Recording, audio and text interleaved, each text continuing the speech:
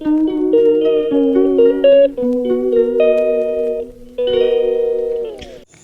Guys, welcome back to my channel. কেমন আছো তোমরা সবাই? আশা করছি সবাই ভালো আছো। বাবলি ব্লগের আরও একটি নতুন ভিডিওতে তোমাদের সবাইকে স্বাগত জানাই। তো আজকে একটা স্পেশাল ব্লগ। কি ব্লগ জানো? এই দেখো, এটা আমার একটা বান্ধবী। তোমরা এর আগে কখনো একে দেখোনি, কি করে দেখবে? এ তো কখনো আমার সাথে, আমি একে দেখিনি কোনোদিনও। ফার্স্ট টাইম এ এসেছে আমার বাড়িতে আমার সাথে দেখা করতে। সুদূর থেকে এসেছে, জানো কোথা থেকে এসেছে? হচ্ছে সেই ধানবাদ থেকে আমার সাথে দেখা করতে এসেছে। তো এসছে বিকেলবেলা 4টে নাগাদ এসছে। প্রথমে বলেছিল আমার সাথে নৈহাটিতে দেখা করতে। আমি বললাম যে নৈহাটিতে এত দূরে যখন আসতে পারছো তাহলে আমার বাড়িতে কেন না, তো আমার বাড়িতে চলে আসো। তো সত্যি আমি একবারই তাকে বলেছি, কিন্তু সে বলছে ঠিক আছে তাহলে আমি যাব। এত ভালো লাগছিল সত্যি। চিনি না শুই না জানি না, সেও আমার বাড়ি চেনে না। আমার বাড়ি স্টেশন থেকে অনেকটা ভেতরে, তবু সে চলে এসেছে দেখো। আর এই যে গেঞ্জিটা দেখাচ্ছি, এটা হচ্ছে আমার এই বান্ধবীর একটা ছেলে আছে। তো তাকেও আমি কখনো চোখে দেখিনি, জাস্ট বয়সটা শুনে নিয়েছিলাম। সেই আন্দাজ করে একটা গেঞ্জি কিনেছি। তো ও বললো যে হ্যাঁ হবে। আমি এক সাইজ বড়ই নিয়েছিলাম, 1 বছর বড় বলে গেঞ্জিটা নিয়েছিলাম। কারণ আমি যেহেতু তাকে দেখিনি চিনিনি, আর ও বলেছিল ওর ছেলে একটু হেলদি, তো সেই জন্য 1 বছর বাড়িয়ে বলে আমি নিয়ে এসেছিলাম। আর আমার এই বান্ধবীর জন্য নিয়ে এসেছি আমি একটা ব্যাগ। কীরকম হয়েছে গিফট দুটো অবশ্যই কিন্তু আমাকে কমেন্ট করে জানিও, বুঝলে? আর হ্যাঁ, মানে সোশ্যাল মিডিয়াটা অনেকের কাছে ভালো, অনেকের কাছে খারাপ। যে যেভাবে এটাকে কাজে লাগায় তার কাছে কিন্তু তারই মূল্য দেয়, তাই না? সেভাবেই মূল্যটা দেয়। তো আমার কাছে এটা ভালো যে আমি এত সুন্দর সুন্দর বন্ধু বান্ধবী এখান থেকে পেয়েছি বা পাচ্ছি, যারা আমাকে সত্যি ভীষণ ভালোবাসে। আর এই যে বান্ধবীর জন্য অল্প কিছু আয়োজন করেছিলাম। আমি চেয়েছিলাম ও সকালবেলা আসুক, খাওয়া দাওয়া করুক আমার বাড়িতে, কিন্তু সেটা সম্ভব না। ওর ছেলের খুব জ্বর, তো ছেলেকে ওই জন্য আনেনি, মায়ের কাছে রেখে ও একাই চলে এসছে। বাড়িতে এসছে 4টের সময়। তো সেই সময় তো আর ভারী কিছু মানে খেতে দেওয়াটা পসিবল না, আর ও খাবে না। তাও মিষ্টি দিয়েছি, ও বলছে না আমি মিষ্টি খাই না, আমি মিষ্টি খাবো না। কিন্তু কম বেশি তোমরা অনেকেই জানো আমার বাড়িতে সেরকম কোনো ছেলে মানুষ নেই যে তাকে আমি পাঠাবো, সে 2টো সিঙ্গারা চপ নিয়ে আসবে তাকে দেবো। তারও কোনো উপায় ছিল না। আমি সকালবেলাতে রান্না বান্না কোনো রকম সেরে রেখে চলে গেছিলাম বাজারে মিষ্টি আনতে। তো এইটুকুই আয়োজন ওর সাথে করতে পেরেছি। যাই হোক, তারপরে দেখো বাড়ি থেকে বেরিয়ে পড়েছি ও আর আমি। যাচ্ছি হচ্ছে কোথায় জানো তো? নৈহাটি বড় মার কাছে। নৈহাটিতে বড় মা, আমাদের বড় মার নতুন মূর্তি প্রতিষ্ঠা হওয়ার পরে আমি আজ পর্যন্ত মায়ের মুখ দর্শনও করতে পারিনি। এটা আমার কাছে খুব একটা দুর্ভাগ্যের বিষয়। এত মানুষ আসছে দূর থেকে, বাট আমি ঘরের কাছে থেকেও আমি মায়ের মুখ দেখতে পাইনি। আজকে আমার এই বান্ধবীর জন্যই কিন্তু আমার এটা সম্ভব হলো, জানো তো? তবে মায়ের খুব কাছে থেকে আমি ভিডিও করছি না, কারণ ভিডিও করতে দেয় না, চুরি করে করতে হয়, আর সেটা আমি চাইছিও না।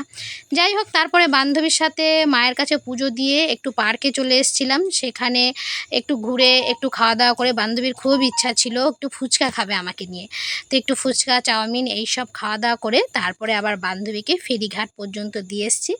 ওকে ফেরিঘাট পর্যন্ত পৌঁছে দিয়ে আসার পরে ও ওখান থেকে ঘাট পার হয়ে চলে গেছে ওর বাড়িতে। তো সত্যি বিকেলটা কিন্তু খুবই সুন্দর কেটেছিল। যদিও সকালবেলা আসতো তাহলে হয়তো আরও একটু মানে সময় দুজনে একসাথে থাকতে পারতাম, আরও একটু ভালো লাগতো, গল্প করতে পারতাম। কিন্তু যেহেতু একদমই অল্প সময় ছিল, তো সেই জন্য খুব একটা একসাথে থাকতে পারিনি। তো এটাই একটা আফসোস। তো ওকে বলেছি আমি যে নেক্সট টাইম যখন আসবি তখন সকালবেলা আসবি, আর ছেলেকে অবশ্যই সাথে নিয়ে। তাহলে হবে কি, সারাটা দিন থাকতে পারবে, একটু গল্প করতে পারবো, এই আর কি। তো ও আমাকে বলেছে যে হ্যাঁ নভেম্বরে আমি আবার আসবো বেড়াতে, ছেলেকে নিয়ে আসবো তখন। যেহেতু ওরা শহরে থাকে, বদ্ধ ঘরের মধ্যেই সবসময় ওরা থাকে, তো ওদেরও আমাদের মতো এরকম গ্রামে এলে বেশ ভালোই লাগে। তো ওই জন্য বলেছি যে ছেলেকে অবশ্যই এর পরের বার নিয়ে আসবি, আর সকাল সকাল আসবি। সারাটা দিন থেকে খাওয়া দাওয়া করে আনন্দ ফুর্তি করে তারপরে বাড়ি যাওয়ার পালা। তো দেখো পার্কটা, ছোট ছোট বাচ্চারা কি সুন্দর খেলছিল, ভালো লাগছিল আমাদেরও ওখানে গিয়ে। অনেক অনেক কিছুই আছে ভেতরে, বাচ্চাদের খেলাধুলোর জায়গা।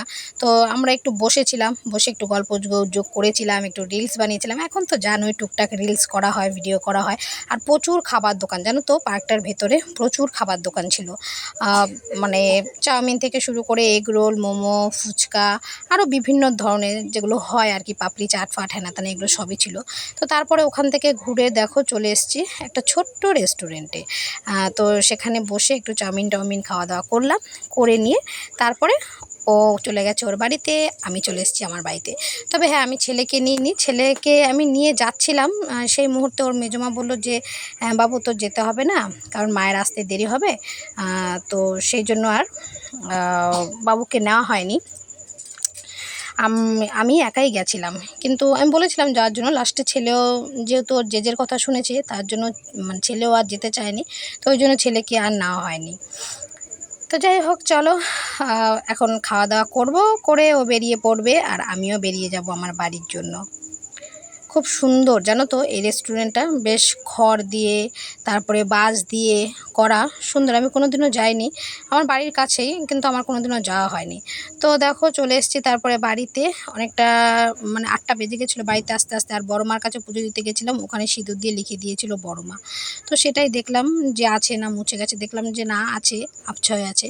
আর এই দেখো বান্ধবী আমাকে এই কুর্তিটা দিয়ে গেছে, আসার সময় আমার জন্য কুর্তি নিয়ে এসেছিলো। তো তখন তাড়াহুড়োর সময় তোমাদের দেখাতে পারিনি। তো খুবই সুন্দর কুর্তিটা, আমার ভীষণ পছন্দ হয়েছে, আর লালের ওপরে সাদা তো ভীষণ সুন্দর ফুটেছে কুর্তিটা। তো তোমাদের কেমন লাগছে অবশ্যই জানিও। আর আজকের ভিডিওটা আমি এখানেই শেষ করব, দেখা হচ্ছে পরবর্তী কোনো একটি ভিডিওতে। আজকের মতো টাটা, সবাই ভালো থেকো, সুস্থ থেকো।